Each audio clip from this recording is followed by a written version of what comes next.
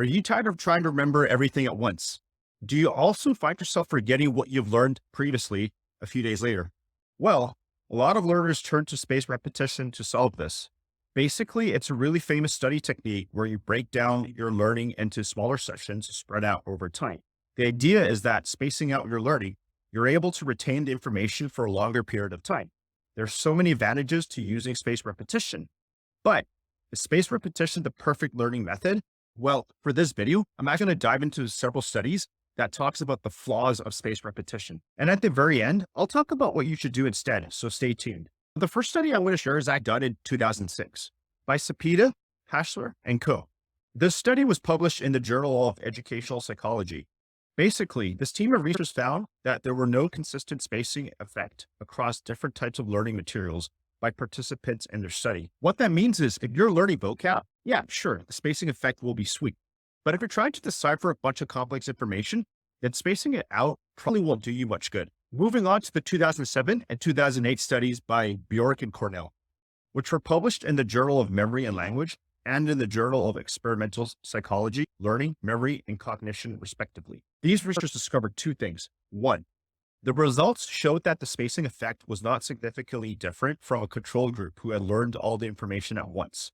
And two, these researchers found that spacing does not improve transfer performance, the ability to apply what you've learned to new or different situations. The study participants were given information to learn and get tested on their ability to transfer the learned information to new situations. But what did the results say? Again, the results showed that the spacing effect did not improve transfer performance compared to a control group who had learned the information all at once. Oh, and in 2011, there was a study that was really similar to the first study that I talked about. This study was done by Vandenberg, Rudiger III, and Putnam. They published a study in the Journal of Educational Psychology. They found that spacing has no effect on learning complex information, which essentially reinforced the first study. Beyond that, they also discovered that when participants alternate back and forth and combine different topics when they study, this was much more effective in learning complex information than having to space out learning in different intervals. Finally, in the 2007 study by Smith and Koslin, which was published in the Journal of Memory and Language, these researchers found that spacing had no effect on mental images. What that meant was that their study participants were given mental images to learn and get tested at various intervals. The results showed that the spacing effect was not present for learning of mental images. Basically, what they concluded was that even if you're trying to remember pictures or visual information, spacing it out won't be of much help. Look, I just want to remind everyone that the point of this video wasn't to trash spaced repetition. If anything, I actually don't think any of these studies mean that you should abandon spaced repetition. What I am, however, trying to advocate is that you shouldn't follow spaced repetition blindly. I just released a video very recently about what I think is a better way to study, which is combining gamified project-based learning with the technique of teaching others. So you can definitely check it out on my channel by subscribing to me.